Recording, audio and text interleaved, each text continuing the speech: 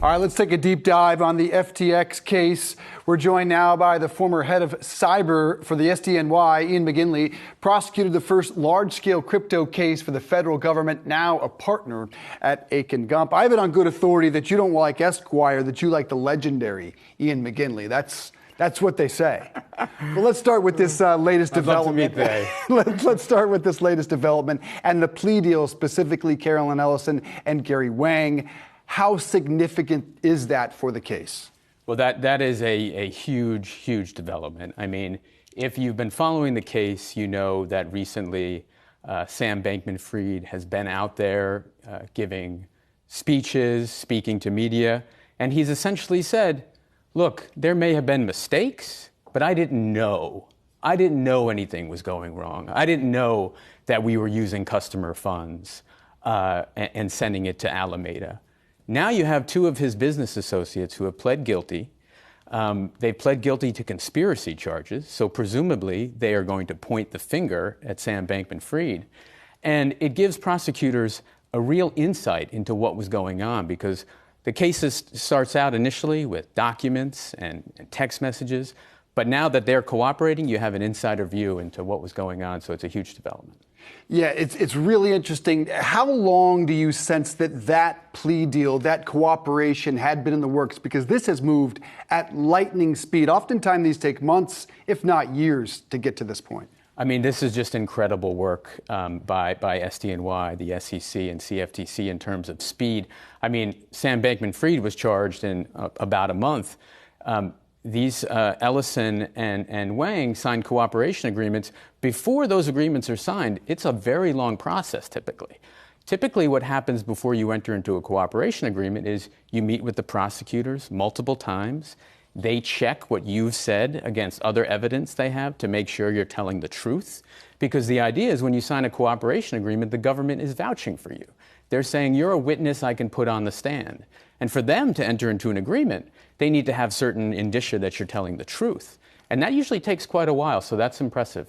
You mentioned the media tour that SBF went on, interviews everywhere. What do you glean from those in terms of what a likely defense looks like? I don't know at this stage. It's hard to tell. Is there any defense? There are still allegations, and we will see. It is interesting that he waived extradition. That's not typical if you're going to mount a vigorous defense. His lawyer down in the Bahamas said that he wanted to make this right.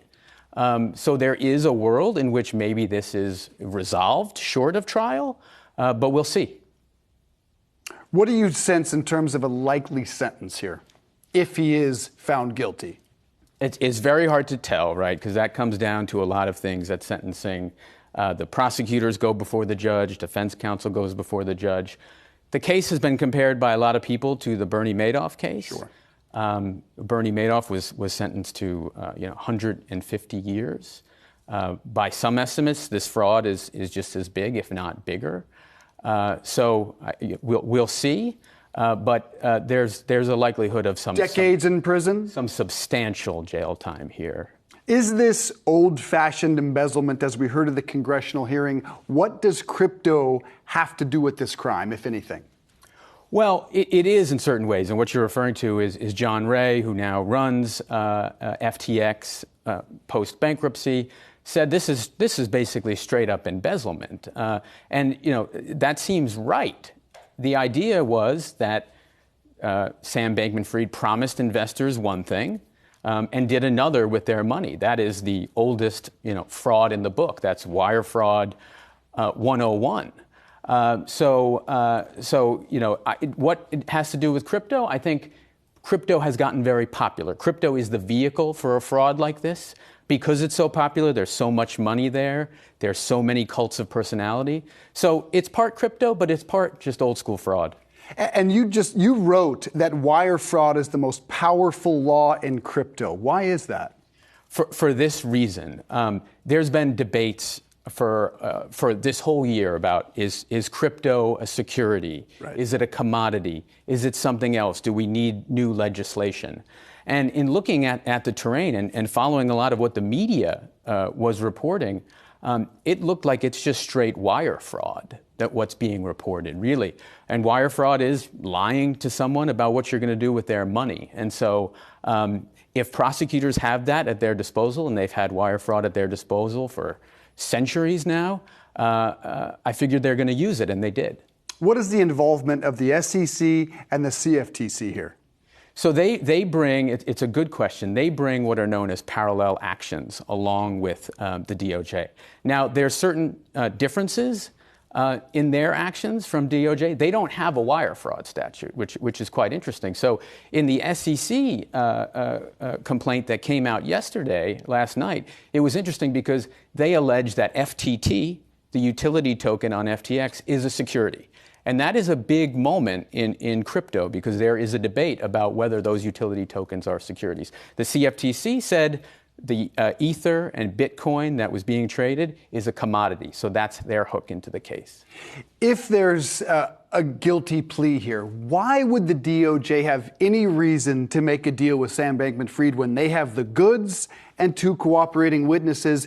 And is there any sense that they want a trial? They want daylight shined on this crime to stop further crimes?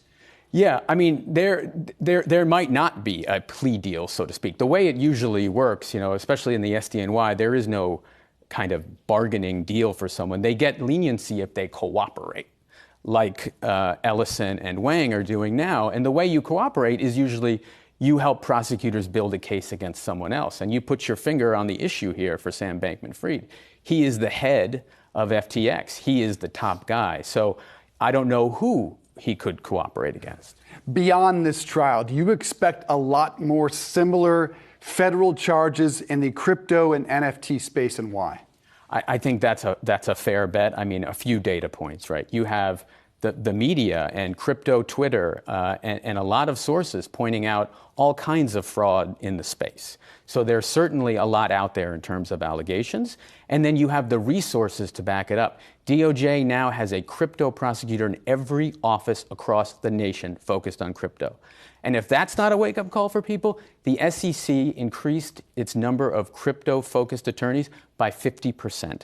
And they've said that they're going to focus on all types of potential crimes and areas, including NFTs, stablecoins. So I think this is the beginning, not only of more crypto enforcement, but if you listen to the statements of the U.S. Attorney, Damian Williams, he said, I came out the first day, I told you there's going to be an announcement and there'll be more.